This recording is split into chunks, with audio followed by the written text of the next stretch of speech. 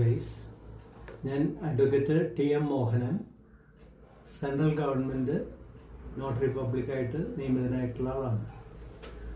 ഞാൻ തൃശ്ശൂരാണ്, പ്രധാനമായിട്ട് തൃശ്ശൂർ ജില്ലയിലാണ് ഞാൻ എൻ്റെ നോട്ടറി വർക്കുകൾ ചെയ്യുന്നത്. എൻ്റെ വീട് പൂച്ചനിപ്പാടത്താണ്.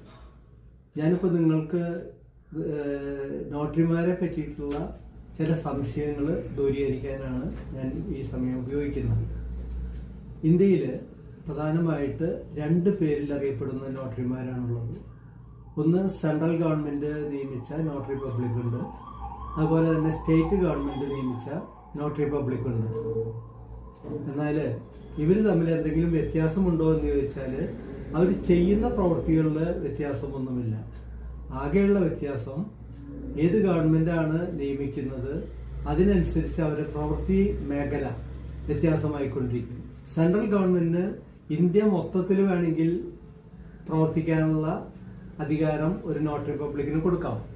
അല്ലെങ്കിൽ ഏതെങ്കിലും സ്റ്റേറ്റിൽ മാത്രമായിട്ടോ, സ്റ്റേറ്റുകൾ കൂടി ചേർന്നിട്ടോ, അല്ലെങ്കിൽ ഒരു ജില്ലയിൽ മാത്രമായിട്ടോ നോട്ടറിമാരെ നിയമിക്കാം.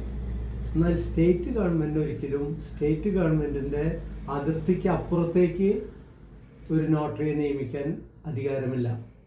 അവർക്ക് മൊത്തത്തിൽ സ്റ്റേറ്റ് മൊത്തത്തിലോ, അല്ലെങ്കിൽ ജില്ലകൾ കൂടി ചേർന്നോ, അല്ലെങ്കിൽ താലൂക്ക് അടിസ്ഥാനത്തിലോ നോട്ടറിയെ നിയമിക്കാം. അവർ ചെയ്യുന്ന പ്രവൃത്തികൾ എല്ലാം ഒരുപോലെ തന്നെയാണ്. ഇനി നോട്ടറിയെ സംബന്ധിച്ച മറ്റു കാര്യങ്ങൾ ഞാൻ വഴിയെ നിങ്ങളെ ബോധിപ്പിക്കുന്നതാണ്.